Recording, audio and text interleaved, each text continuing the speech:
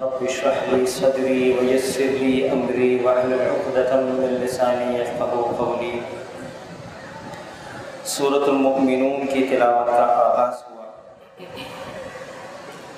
اور آغاز سے ہی سورۃ المؤمنون کی جو تلاوت شروع ہوئی، رب العالمین فرماتے ہیں کہ قد افلح المؤمنون، فلاح پائی ایمان والوں نے، وہ لوگ کامیاب ہو گئے جو ایمان لے کر آ گئے۔ ایمان والوں کی کامیابی ہے۔ اب ساری زندگی ہم لوگ کامیابی کے پیچھے دوڑتے رہتے ہیں کہ ہم کامیاب ہو جائیں، اپنی اولاد کو بھی ہم کامیاب دیکھنا چاہتے ہیں۔ یہ ساری زندگی کا معاملہ ہے، ہر کوئی چاہتا ہے کہ وہ کامیاب ہو جائے، اور اللہ تعالیٰ یہاں پر کامیاب ہونے والوں کی خصوصیات بیان کر رہے ہیں۔ اب آپ یہ دیکھیے کہ آگے جو آنے والی خصوصیات ہیں وہ کتنی محبت بھری ہیں۔ ایمان لانے والوں کو اتنی محبت سے اللہ رب العالمین بیان کر رہے ہیں کہ یقیناً ایمان والوں نے فتح حاصل کر لی۔ قد افلح المؤمنون، یہ کون لوگ ہیں؟ الذین هم فی صلاتهم خاشعون، جب یہ نماز پڑھتے ہیں تو ان کی جو نماز ہوتی ہے وہ خشوع سے بھری ہوئی ہوتی ہے، یہ نماز میں خشوع پیدا کرتے ہیں۔ والذین هم عن اللغو معرضون، اور جب کہیں کسی ایسی جگہ سے گزر ہو رہا ہوتا ہے جو لغو کام ہوتا ہے تو یہ ایمان والے اس لغو کام سے دور ہٹ جاتے ہیں، اعراض کرتے ہیں۔ والذین هم للزکاة فاعلون، اور یہ فلاح پانے والے لوگ وہ ہیں کہ جو زکوٰۃ کے اوپر کاربند رہتے ہیں، زکوٰۃ ادا کرنے والے ہیں۔ والذین هم لفروجهم حافظون، اور وہ لوگ فلاح پانے والے ہیں کہ جو اپنی شرمگاہوں کی حفاظت کرتے ہیں۔ الا علی ازواجہم او ما ملکت ایمانہم فانہم غیر ملومین، اپنی بیویوں اور اپنی ملکیت کی لونڈیوں کے علاوہ یقیناً یہ ملامتیوں میں سے نہیں ہیں۔ فمن ابتغى وراء ذلك فاولئک هم العادون، جو اس کے سوا کچھ اور چاہیں وہی حد سے تجاوز کرنے والے ہیں، یعنی اپنی بیوی کے علاوہ اگر کوئی اور چیز چاہے گا تو وہ حد سے تجاوز کرنے والا ہے۔ والذین هم لأماناتهم وعہدهم راعون، کہ یہ فلاح وہ لوگ پائیں گے، کامیاب وہ لوگ ہو جائیں گے کہ جو اپنی امانتوں کی اور اپنے عہد کی، اپنے کمٹمنٹس کی، اپنے وعدوں کی پاسداری کرتے ہیں۔ اب آپ ذرا دیکھیے تو صحیح، اللہ تعالیٰ بڑے آسان الفاظ میں بیان کر رہے ہیں۔ پھر دوبارہ اللہ کہتے ہیں والذین هم علی صلاتهم یحافظون، اور کامیاب در حقیقت وہ لوگ ہیں کہ جو اپنی نمازوں کی حفاظت کرتے ہیں۔ اس سے پہلے کہا کہ جو اپنی نماز میں خشوع کرتے ہیں، یہاں کہا کہ جو اپنی نماز میں کی حفاظت کرتے ہیں۔ اولئک هم الوارثون، یہی وارث ہیں، یہی وارث ہیں۔ الذین یرثون الفردوس، اور یہ کس کے ہیں؟ یہ فردوس کے، جنت الفردوس کے وارث ہوں گے۔ ہم فیہا خالدون، اور اس کے اندر یہ ہمیشہ ہمیشگی کی زندگی رہیں گے۔ یہ اللہ کی طرف سے یہ محبت بھری وہ نشانیاں ہیں ان لوگوں کے لیے جو کامیاب ہونا چاہتے ہیں، ان لوگوں کے لیے جو ایمان والے ہیں۔ اب ذرا یہاں پہ سوچئے کہ یہ نماز کا خشوع کیا چیز ہے، کہ نماز ایسی پڑھی جائے کہ رب سے ملاقات ہو، رب سے ملاقات ہو، ایسی پڑھی جائے کہ اس سے بات چیت ہو۔ سوچیں کہ میں اس کے سامنے کھڑا ہوں، سوچیں کہ میں بیت اللہ کے اندر کھڑا ہوا ہوں، سوچیں کہ میں حرم کے اندر کھڑا ہوا ہوں، سوچیں کہ میں کعبۃ اللہ کے سامنے کھڑا ہوا ہوں، سوچیں کہ خود میں رب العالمین کے سامنے کھڑا ہوا ہوں اور اس سے میں بات چیت کر رہا ہوں۔ اب ذرا یہ سوچیے کہ اگر کبھی کسی کا بلاوا آئے یہاں پہ بیٹھے ہوئے لوگوں میں سے، اس کے باس کا، جو ہائیسٹ لیول کا رینک کا ہو، یا کسی وزیر اعلیٰ کی طرف سے کوئی بلاوا آ جائے، یا کسی وزیر اعظم یا صدر کی طرف سے کوئی بلاوا آ جائے، تو ہوتا کیا ہے، بڑے سوٹڈ بوٹڈ ہو کر وہاں پر حاضری کے لیے جاتے ہیں، اور جب حاضری کے لیے جاتے ہیں جن کے سامنے حاضری ہوتی ہے، تو جن کے سامنے حاضری ہے، جس سے ملاقات ہے، پوری اٹینشن، پورا فوکس اس کی طرف ہے، ایسے ہی ہوتا ہے۔ لیکن ذرا سوچیں کہ ایک آدمی جس کی ملاقات ہو اور وہ کسی صدر یا وزیر اعظم سے ملاقات ہو، اور اس ملاقات کے دوران میں وہ چیزوں سے کھیل رہا ہو، سامنے صدر یا وزیر اعظم بیٹھا ہو اور وہ کوئی فائلوں کے اندر لگا ہوا ہو، وہ تصویروں کو دیکھنا شروع کر دے، وہ ادھر ادھر کی چیزوں میں لگا رہے اپنا دل اس کا، تو وہ صدر یا وزیر اعظم اس سے کیا کہے گا؟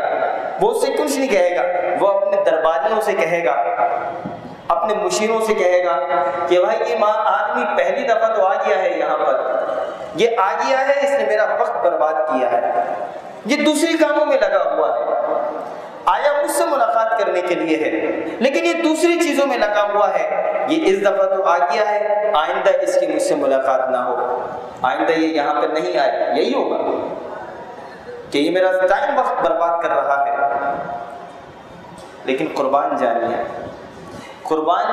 رب العالمین کی ذات کے اوپر، اس ہستی کے سامنے جب ہم حاضر ہوتے ہیں تو پتہ نہیں ہم لوگوں نے کتنی نمازیں پڑھی ہوں گی، ان نمازوں پہ ذرا غور تو کریں کہ کتنی ایسی نمازیں ایسی ہیں کہ جو ہم نے واقعتاً ملاقات کر کے پڑھی ہیں، لیکن وہ رب العالمین کبھی کہتا نہیں ہے کہ یہ آیا تھا، اس کے ذہن میں تو میں تھا ہی نہیں، اگلی دفعہ اس کو، وہ کہتا ہے اگلی دفعہ یہ مجھ سے بات کر لے گا، اگلی دفعہ یہ مجھ سے بات کر لے گا۔ اپنی نمازوں میں خشوع پیدا کریں، ایسا نہ ہو کہ دیکھیں یہ توفیق کی بات ہے، یہ اللہ کی توفیق ہے۔ اگر یہ یاد نہیں رہتا، دیکھیں میں آپ لوگ تو ماشاءاللہ نماز پڑھ رہے ہیں نا، تو میں آپ کو ذرا اگلے رینک کی بات بتا رہا ہوں، میں آپ کو یہ نہیں کہہ رہا کہ بھئی نماز کا ماشاءاللہ پابند ہے، اب اگلا رینک یہ ہے کہ نماز میں خشوع کیسے پیدا ہو۔ دیکھیں بھئی کہ جب ہم نماز کے اندر حاضر ہوں، رب العالمین سے جب ہماری ملاقات ہو، تو یہ جو ملاقات ہے، اس ملاقات کے اندر ایسا نہ ہو کہ کہیں ہم بھول جائیں کہ پہلی رکعت میں ہیں، دوسری میں ہیں، تیسری میں ہیں، چوتھی میں ہیں، یہ بھول گئے۔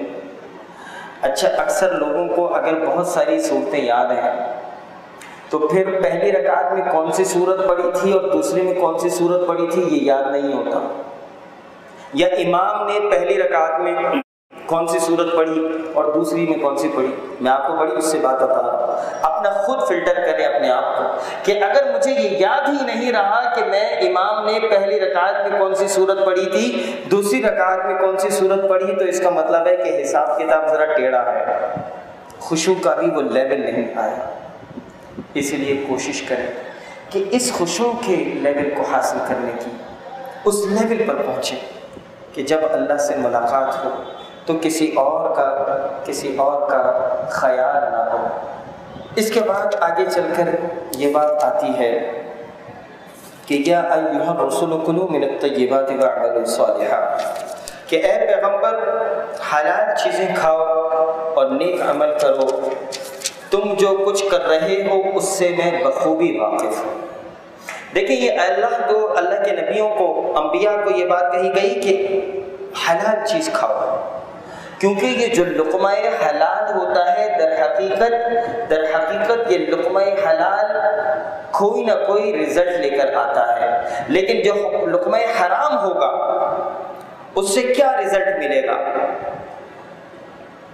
اولاد کی نافرمانی کا ہوگا رزلٹ، اولاد پتہ نہیں کن کن کاموں میں لگ جائے گی۔ تو اس لیے میں آپ کو یہ بات بتانا چاہتا ہوں کہ یہ لقمہ حلال بہت امپورٹنٹ ہے، حلال کھائیں، حلال، کسی کے مال کے اوپر قبضہ نہ کریں، کسی کو دھوکہ نہ دیں۔ یہاں پر میں آپ کو ایک بات سمجھانا چاہتا ہوں کہ دیکھیں دنیا میں ایک مکافات عمل ہے، مکافات عمل کا مطلب ہے لا آف کمپنسیشن۔ دیکھیں دنیا دار الامتحان ہے، دار الجزا نہیں ہے، یہاں پہ امتحان ہوگا۔ لیکن اللہ تعالیٰ نے اس کو بعض اوقات دار الجزا میں بھی، یہاں پر بھی لوگوں کو اس کی جزا ملتی ہے، اس کو ہم کہتے ہیں مکافات عمل، جیسا بو گے ویسے ہی کاٹو گے، اس کو انگلش میں کہتے ہیں لا آف کمپنسیشن۔ میں آپ کو یہ بات سمجھانا چاہتا ہوں کہ اگر آج آپ کسی کے ساتھ نیکی کریں گے، کسی کے ساتھ بھلائی کریں گے، اگر کسی کو ضرورت ہے 10,000 روپے کی اور آپ نے کسی کو 10,000 روپے کی ضرورت کو پورا کر دیا، وہ کسی اور کی ضرورت پورا کرے گا، وہ کسی اور کی کرے گا، وہ کسی اور کی ہوتے ہوتے ہوتے اگر کسی دن مجھے 10,000 کی ضرورت پڑ جائے گی تو یہ اللہ تعالیٰ کا قانون ایسا ہے، لا آف کمپنسیشن یہ مجھے بتاتا ہے، مکافات عمل یہ بتاتا ہے کہ اگر کبھی مجھے ضرورت پڑ گئی تو مجھے 10,000 کی ضرورت پڑی تو کوئی ایسا آدمی آئے گا جو اللہ کی طرف سے اللہ کا بندہ ہوگا اور میری وہ 10,000 کی ضرورت پوری کر دے گا۔ کبھی کبھی ایسا ہوتا ہے کہ میں نے کسی اپنے بھائی کی کہ جو ضرورت کے اندر موجود تھا، اس کو 10,000 کی ضرورت تھی، میں نے اسے 10,000 کی شدید ترین جو اسے ضرورت تھی میں نے اسے پوری کر دی، اس نے کسی اور کی اس نے کسی اور کی ہوتے ہوتے ایسا ہوا کہ مجھے کبھی ضرورت پڑ گئی 1,00,000 روپے کی۔ تو کبھی کبھی ایسا ہوتا ہے کہ اللہ تعالیٰ میری وہ 1,00,000 کی ضرورت پوری کر دیتا ہے اس وجہ سے کہ میں نے کسی اور کی 10,000 کی ضرورت پوری کری تھی۔ اور کبھی کبھی ایسا ہوتا ہے کہ میں نے کسی کی 10,000 کی ضرورت پوری کری، اس نے کسی اور کی کری، ہوتے اتنی دیر ہو گئی کہ ہم اس دنیا سے رخصت ہو گئے۔ ہم اس دنیا سے کیا ہو گئے؟ رخصت ہو گئے۔ تو جب ہم اس دنیا سے رخصت ہو گئے تو پھر اس کا بدلہ آپ کی اولاد کو ملتا ہے۔ یہ ہے لا آف کمپنسیشن، مکافات عمل۔ اب اس کی ایک اور چیز ذرا سن لیجیے، اس کی ایک اور چیز یہ ہے کہ دیکھیں دھوکہ، فریب، جھوٹ، دغا بازی یہ کبھی مرے گا نہیں، کبھی نہیں مرتا، دھوکہ کبھی نہیں مرتا۔ آپ نے کسی کو دھوکہ دیا وہ نہیں مرے گا۔ اچھا میں پھر دوبارہ یہ بات بتا دوں کہ دنیا دارالامتحان ہے، ضروری نہیں ہے کہ ہر چیز کا بدلہ اس دنیا میں مل جائے، لیکن اللہ تعالیٰ بہت سو کو ان کی دنیا کے اندر کیا ہوا دکھا دیتا ہے۔ اسی لیے قرآن کے اندر کئی جگہ آتا ہے کہ وَمَا أَصَابَكُم مِّن مُّصِيبَةٍ فَبِمَا كَسَبَتْ أَيْدِيكُم، کہ لوگوں کے اوپر جو مصیبت آتی ہے وہ ان کے اپنے ہاتھوں کی کمائی ہے، ان کی اپنی وجہ سے وہ مصیبت آتی ہے، ہم اس کو مصیبت کے اندر نہیں ڈالتے، بنیادی وجہ مصیبت کی وہ خود ہوتے ہیں۔ اس لیے اب سنیے کہ دیکھیں جھوٹ، دغا بازی، دھوکہ، فریب یہ کبھی نہیں مرتا۔ میں نے اگر کسی کو 10,000 کا ٹیکہ لگا دیا جھوٹ سے، وہ کسی اور کو لگائے گا، وہ کسی اور کو لگائے گا، ہوتے کبھی کیا ہوگا کہ میں نے تو 10,000 کا ٹیکہ لگایا تھا، کبھی سال بعد 6 مہینے کے بعد کوئی اور آئے گا اور مجھے بھی 10,000 کا ٹیکہ لگا دے گا، مجھے بھی 10,000 کا دھوکہ پڑ جائے گا۔ کبھی ایسا ہوتا ہے کہ میں نے کسی کو 10,000 کا دھوکہ دیا اور پھر ہوگا کیا، وہ کسی اور کو دے گا، وہ کسی اور کو دے گا، ہوتے یہ ہوگا کہ یہاں پر نا اللہ تعالیٰ ضرب لگا دیتا ہے۔ ضرب سمجھ رہے ہیں؟ ملٹیپلیکیشن فیکٹر جو ضرب ہوتا ہے۔ میں نے دھوکہ تو 10,000 کا دیا تھا، مجھے کسی اور نے آ کے ٹیکہ کتنے کا لگا دیا؟ اگر اس کو ضرب دے دیں ملٹیپلائی بائی 10 کتنا ہو جائے گا؟ کتنا ہو جائے گا؟ 1,00,000 کا کوئی مجھے ٹیکہ لگا دے گا۔ کبھی کبھی اس کے ساتھ ملٹیپلائی بائی 100 لگ جاتا ہے۔ میں نے لگایا تو 10,000 کا ٹیکہ تھا، لیکن اللہ نے اس کے ساتھ ضرب لگا دیا 100 کو، مجھے کتنا بھگتنا پڑے گا؟ 10,00,000۔ ذرا سوچیے کہ یہ فریب اور دھوکہ کبھی مرتا نہیں ہے۔ اور کیسے ہوتا ہے کہ ہم کسی کو ٹیکہ لگاتے ہیں اور پھر جب گھر بنا رہے ہوتے ہیں تو ٹھیکیدار آ کے ہمیں بڑا لمبا ٹیکہ لگا کے چلا جاتا ہے، ہوتا ہی نہیں ہوتا۔ میں آپ کو اسی ٹرم کے اندر بات کر رہا ہوں کہ جو ٹرم ہمارے یہاں استعمال ہوتی ہے۔ اور کبھی کبھی ایسا ہوتا ہے کہ آپ کسی کو دھوکہ دیتے ہیں 10,000 کا، اور وہ آنے میں، ریٹرن ہونے میں اتنی دیر ہو جاتی ہے کہ ہم اس دنیا سے رخصت ہو جاتے ہیں۔ اور پھر وہ کس کو بھگتنا پڑتا ہے؟ کس کو بھگتنا پڑے گا بھائیوں؟ اولاد کو بھگتنا پڑے گا۔ تو کبھی کسی کو دھوکہ نہ دیں، کبھی کسی کے ساتھ فریب نہ کریں، مس کمٹمنٹ نہ کریں، وعدہ خلافی نہ کریں، امانت کی پاسداری کریں۔ اس لیے فلاح پانے والوں کے لیے، ایمان والوں کی یہ بنیادی کریکٹرسٹک ہے، خصوصیت ہے کہ وہ امانت دار ہوتے ہیں، وہ یتیم کا مال نہیں کھاتے، وہ قبضہ نہیں کرتے، وہ وعدہ خلافی نہیں کرتے۔ اس کے بعد آگے چل کر یہ بات آئی، یہ اللہ رب العالمین فرما رہے ہیں، کہتے ہیں کہ پوچھو اے نبی صلی اللہ علیہ وسلم، ذرا ان سے پوچھئے تو صحیح کہ زمین اور اس کی کل چیزیں کس کی ہیں؟ قل لمن الارض ومن فیہا، یہ ساری زمین اور اس کے اندر جو کچھ ہے وہ کس کا ہے؟ ان کنتم تعلمون، کیا تم جانتے ہو؟ تو سیقولون للہ، وہ فوراً جواب دیں گے کہ یہ اللہ کا ہے۔ تو قل افلا تذکرون، تو کہہ دیجئے اے نبی صلی اللہ علیہ وسلم، تو پھر یہ نصیحت کیوں نہیں پکڑتے؟ اے نبی صلی اللہ علیہ وسلم ان سے پوچھئے، ان سے دریافت کیجئے کہ یہ جو 7 آسمانوں کا اور بہت عظمت عرش کا جو رب ہے وہ کون ہے؟ کون ہے ان 7 آسمانوں کا رب؟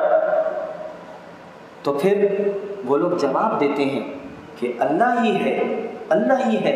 سیقولون للہ قل فلا تتقون، تو نبی صلی اللہ علیہ وسلم سے کہیے تو یہ کیوں نہیں ڈرتے، کیوں خوف کے اندر نہیں آتے؟ پھر اللہ کے نبی صلی اللہ علیہ وسلم سے پھر اللہ کہتے ہیں کہ اے نبی صلی اللہ علیہ وسلم ان سے پوچھئے کہ تمام چیزوں کا اختیار کس کے ہاتھ میں ہے؟ قل من بیدہ ملکوت کل شیء وہو یجیر ولا یجار علیہ ان کنتم تعلمون، کس کے ہاتھوں کے اندر اختیار ہے جو پناہ دیتا ہے اور جس کے مقابلے کے اندر کوئی پناہ نہیں دی جاتی؟ اگر تم چاہتے ہو، جانتے ہو تو بتلاؤ تو صحیح، بتاؤ تو صحیح کہ کون تمہیں پناہ دیتا ہے؟ تو یہ فوراً پکار اٹھیں گے اللہ۔ تو پھر اللہ کہتا ہے کہ ان سے پوچھو تو صحیح، تو آخر یہ جادو وغیرہ کیوں کرتے چلے جاتے ہیں؟ کیوں اللہ پہ ایمان لے کر نہیں آتے؟ جب پتہ ہے، سمجھتے ہیں کہ اللہ ہی ہے، جب یہ ساری چیزوں کا پتہ ہے کہ پیدا کرنے والا، زندگی دینے والا، موت دینے والا، رزق دینے والا، بچوں کو پیدا کرنے والا، یہ ساری چیزیں دینے والی ذات صرف اللہ کی ہے، تو پھر کیوں محبت نہیں کرتے؟ کیوں عقل سے کام نہیں لیتے؟ کیوں تقوی کی زندگی اختیار نہیں کرتے؟ یہ اللہ رب العالمین کی طرف سے سوالات ہیں۔ پھر اس کے بعد سورۃ النور کی تلاوت شروع ہوئی۔ سورۃ النور کی تلاوت میں یہ جو ابھی پچھلی جو آیتیں تھیں، یہ آیت نمبر 86، 84، 85، 86، 87 اور 88، اور یہ آیتیں یہاں پر بیان ہوئی۔ سورۃ النور کی تلاوت کا آغاز ہوا، اور سورۃ النور کے اندر دیکھیں یہ سورۃ النور کیا زبردست سورت ہے۔ سورۃ النور کی انشاءاللہ ہم آپ تمام احباب کو تفسیر دیں گے۔ یہ سورۃ النور کی تفسیر انشاءاللہ تمام احباب پڑھیں۔ یہ اللہ رب العالمین یہاں پہ بیان کس طریقے سے کرتا ہے کہ الزانیۃ والزانی فاجلدوا کل واحد منہما 100 جلدۃ ولا تأخذکم بہما رأفۃ فی دین اللہ، کہ زناکار مرد اور عورت، یہ جو بات ہو رہی ہے یہ غیر شادی شدہ زناکار مرد اور عورت کی، کہ زناکار مرد اور عورت میں سے ہر ایک کو 100 کوڑے لگاؤ، 100 کوڑے لگاؤ۔ وَلَا تَأْخُذْكُمْ بِهِمَا رَأْفَةٌ فِي دِينِ اللَّهِ، اور جب تم یہ اللہ کی شریعت، یہ حد تم نافذ کر رہے ہوگے، جب تم 100 کوڑے لگا رہے ہوگے، تو اللہ کیا فرماتے ہیں کہ اس کام میں، اس حد کو نافذ کرتے ہوئے تمہارے دل میں ذرا بھی ترس نہ آئے۔ وَلَا تَأْخُذْكُمْ بِهِمَا رَأْفَةٌ فِي دِينِ اللَّهِ، کہ اللہ کے دین کو، فی دین اللہ، اللہ کے دین کو نافذ کرتے ہوئے تمہیں ذرا بھی ترس نہ آئے۔ یہاں جو میں نقطہ آپ کو بتانا چاہتا ہوں وہ یہ ہے کہ اللہ تعالیٰ نے اس 100 کوڑے مارنے کو کیا بولا ہے؟ یہ کیا ہے؟ اللہ نے اس 100 کوڑے مارنے کو، اس حد نافذ کرنے کو اللہ نے کہا ہے کہ یہ میرا دین ہے، دین۔ آپ میرا پوائنٹ سمجھ رہے ہیں؟ یعنی کہ شریعت ہے، یہ دین ہے۔ اسی لیے کہتے ہیں کہ اے ایمان والو ادخلوا فی السلم کافہ، اسلام میں پورے کے پورے داخل ہو جاؤ۔ یہ جو دین ہے نا، یہ صرف نماز، روزہ، زکوٰۃ اور حج کا نہیں ہے۔ یہ دین، یہ نماز، روزہ، زکوٰۃ اور حج، یہ عبادات ہیں، یہ پلرز ہیں، اور اس کے اوپر جو دین کی جو عمارت ہے وہ کیا ہے؟ یہ دیکھیں، یہ سامنے ہمارے ایک کیمرہ رکھا ہوا ہے، اس کیمرے کے 3 پلرز ہیں، اس کیمرے کے 3 پلرز ہیں، سامنے نظر آ رہا ہوگا اسٹینڈ جو ہے، اس اسٹینڈ کے اوپر کیمرہ ہے، یہ ٹیبل ہے، اس ٹیبل کے 4 ستون ہیں، میں جس کرسی کے اوپر بیٹھا ہوا ہوں اس کرسی کے 4 ستون ہیں۔ اسی طریقے سے یہ نماز، روزہ، زکوٰۃ اور حج یہ دین کے ستون ہیں، یہ اسلام کے ستون ہیں، اور ان ستونوں کے اوپر اسلام کی عمارت قائم کرنی ہے، اور یہ اسلام کی عمارت ہے جو اللہ نے یہاں پہ بیان کی ہے کہ اسلام کی عمارت شریعت ہے، قانون ہے، عدالت ہے، سیاست ہے، حکومت ہے، تجارت ہے، اسلامی تعلیم ہے۔ یہ ہے اسلام۔ اسلام کو صرف نماز، روزے، زکوٰۃ، حج کے اندر بند نہ کرو، یہ تو بنیادی عبادات ہیں۔ اس کے آگے چل کر بہت ہی خوبصورت یہ بات آتی ہے۔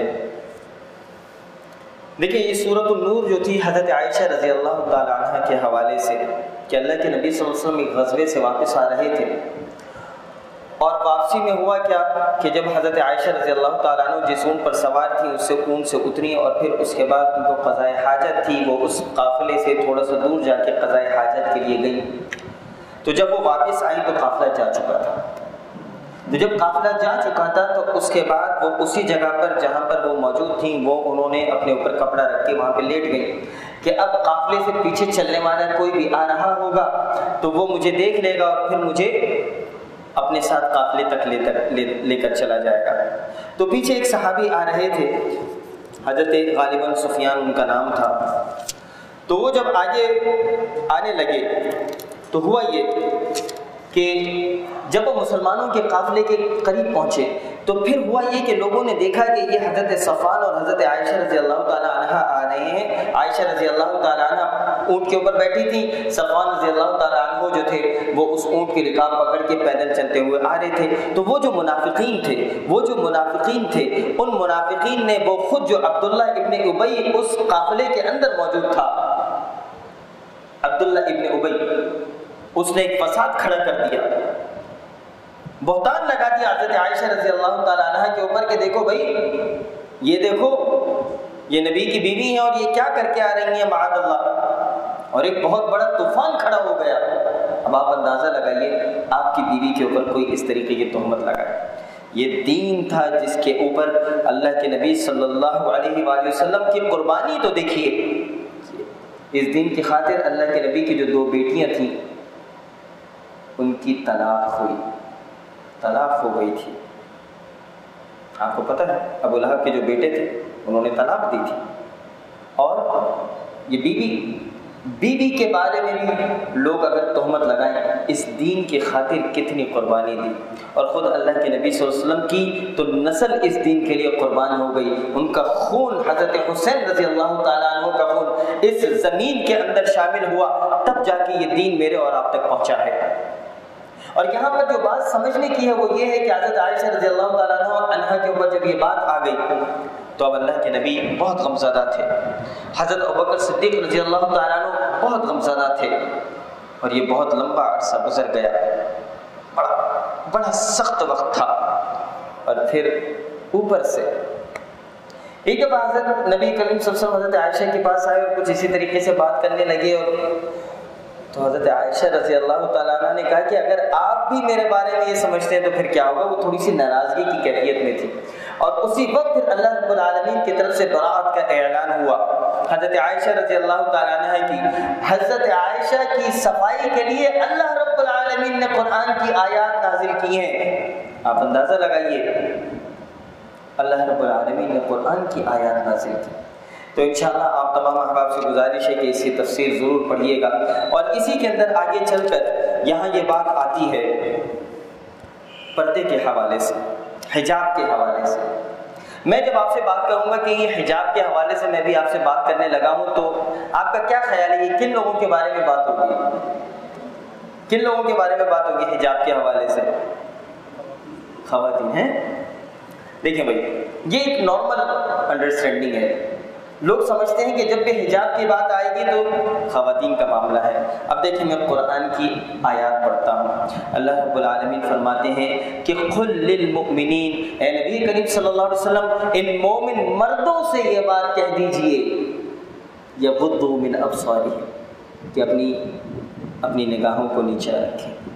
دیکھیں حجاب کے بعد ہم سمجھتے خواتین کے اوپر ہیں، لیکن اللہ نے جو حکم پہلے نازل کیا ہے وہ مردوں کے لیے ہے کہ اے نبی صلی اللہ علیہ وسلم ان سارے مردوں کو بتا دیجئے کہ یغضوا من ابصارہم ویحفظوا فروجہم، اور اپنی شرمگاہوں کی حفاظت کریں۔ اور پھر اس کے بعد اللہ کے نبی صلی اللہ علیہ وسلم کے ذریعے اللہ تعالیٰ نے یہ لوگوں کو بتایا کہ وَقُلْ لِلْمُؤْمِنَاتِ، اور اے نبی کریم صلی اللہ علیہ وسلم ان ساری مومن عورتوں کو بتا دیجئے کہ یغضضن من ابصارہن، اپنی نگاہوں کو نیچے رکھیں، وَيَحْفَظْنَ فُرُوجَهُنَّ، اور اپنی عصمت میں فرق نہ آنا دیں، وَلَا يُبْدِينَ زِينَتَهُنَّ إِلَّا مَا ظَهَرَ مِنْهَا، اور اپنی زینت کو ظاہر نہ کریں۔ یہ جو زینت ہے یہ کیا ہے؟ اپنی زینت کو ظاہر نہ کریں۔ سب کو پتہ ہے، میری بہنیں جو اوپر بیٹھی ہیں خواتین کو بھی پتہ ہے کہ عورتوں کی زینت کیا ہے۔ سب سے زیادہ جو اٹریکشن ہے وہ عورت کے چہرے سے ہوتی ہے اور مرد کی زبان سے ہوتی ہے۔ مرد کی جو زبان ہوتی ہے نا وہ بہت بہلا اور پھسلا دیتی ہے، اور عورت کا جو چہرہ ہے وہ در حقیقت وہ زینت ہے۔ اپنی زینت کو ظاہر نہ کریں سوائے اس کے کہ جو ظاہر ہے، اور اپنے گریبانوں پر اپنے اوپر اپنی اوڑھنیاں ڈالے رہیں، اور اپنی آرائش کو کسی کے سامنے ظاہر نہ کریں سوائے اپنے خاوندوں کے یا اپنے والد کے یا اپنے خسر کے یا اپنے لڑکوں کے یا اپنے خاوند کے لڑکوں کے یا اپنے بھائیوں کے یا اپنے بھتیجوں کے یا اپنے بھانجوں کے یا اپنے میل جول کی عورتوں کے یا غلاموں کے یا ایسے نوکر چاکر مردوں کے جو شہوت والے نہ ہوں، یا ایسے بچوں کے جو عورتوں کے پردوں کی باتوں سے مطلع نہ ہوں۔ ان لوگوں کے سامنے آپ آ سکتی ہیں، اپنی زینت دکھا سکتی ہیں۔ اس کا مطلب یہ ہے کہ میل جول کی جو عورتیں ہیں ان کے علاوہ دوسری عورتوں کے سامنے بھی اپنی زینت ظاہر نہ کرو، کہ کہیں ایسا نہ ہو کہ وہ دوسری عورتیں جا کے تمہارے بارے میں دوسروں کے بتائیں۔ کیوں؟ کہ اللہ تعالیٰ یہ اتنا قیمتی اثاثہ ہے کہ اللہ تعالیٰ اس کی حفاظت کروانا چاہتا ہے۔ اور یہاں پر اگلے جو الفاظ ہیں وہ یہ ہیں کہ وَلَا يَضْرِبْنَ بِأَرْجُلِهِنَّ لِيَعْلَمَ مَا يُخْفِينَ مِنْ زِينَتِهِنَّ وَتُوبُوا إِلَى اللَّهِ جَمِيعًا أَيُّهَا الْمُؤْمِنُونَ لَعَلَّكُمْ تُفْلِحُونَ، یہ کہ اس طرح زور سے پاؤں مار کر نہ چلے، یعنی کہ ان کے چلنے کی بھی آواز نہ آئے، ان کی پوشیدہ زینت معلوم ہو جائے۔ اے مسلمانوں تو سب کے سب اللہ کی جناب میں توبہ کرو تاکہ تمہاری نجات ہو جائے۔ اب یہاں پر ایک مختصر سی میں بات بتاؤں گا۔ حکم تو یہ ہے کہ مردوں کے پائنچے ٹخنوں سے اوپر ہو، لیکن ہو کچھ اور رہا ہے۔ اس شیطان نے لوگوں کو ایسا کر دیا ہے کہ یہ جو لباس ہے یہ لباس سے زیادہ بے لباسی بن گئی ہے۔ اس لیے اللہ رب العالمین سے دعا کریں کہ اللہ یہ بے لباسی بھی اللہ تعالی کی عذاب میں سے، اس کی تنبیہ میں سے ایک چیز ہے جو ہم حضرت آدم اور ابلیس کے معاملے کے اندر پہلے سمجھ چکے ہیں۔ اس کے بعد سورۃ الفرقان کی تلاوت کا آغاز ہوا، اور سورۃ الفرقان کی تلاوت کے اندر پھر یہاں پر یہ بات آئی کہ یہ مشرکین یہ بات کہتے ہیں کہ یہ جو نبی ہیں یہ تو بازاروں میں جاتے ہیں، یہ ہماری طرح کھاتے پیتے ہیں، یہ کوئی ایسا نبی اور رسول کیوں نہیں آئے کہ جو کوئی سردار ہوتے جن کے پاس مال و دولت ہوتی اور وہ نبی بنائے جاتے، ایسا کیوں نہیں ہوا؟ تو یہ مشرکین مکہ کو یہ بات بتائی گئی، یہ مشرکین کو، منافقین کو یہ بات سمجھائی گئی اور بتائی گئی کہ چونکہ یہاں پہ دنیا میں رہنے والے لوگ انسان ہیں، انسانوں کی ہدایت کے لیے اللہ تعالیٰ نے انسان کو ہی نبی بنا کر بھیجا ہے تاکہ ان کی ہدایت کی ذمہ داری پوری ہو۔ اقول قولی ھذا استغفر اللہ لی ولکم ولسائر المسلمین والحمد للہ رب العالمین، جزاکم اللہ خیرا۔ کل انشاءاللہ 19ویں پارے کی تلاوت ہے، اور اس میں کچھ اہم موضوعات میں سے ایک موضوع قرآن کے حوالے سے ہے، پھر دوبارہ پھر دوبارہ جو رحمان کے جو بندے ہیں، جو فلاح پانے والے لوگ ہیں، جو کامیاب ہوں گے، ان کے حوالے سے بیان ہوگا۔ تو تمام احباب سے انشاءاللہ گزارش ہے کہ وہ دیگر احباب کو بھی دعوت دیں انشاءاللہ۔ جزاکم اللہ خیر۔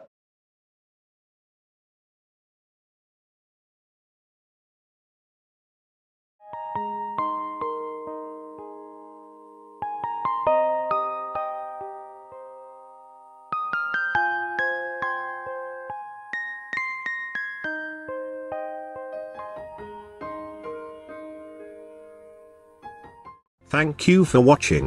You can follow us on given links and subscribe our channel for more information.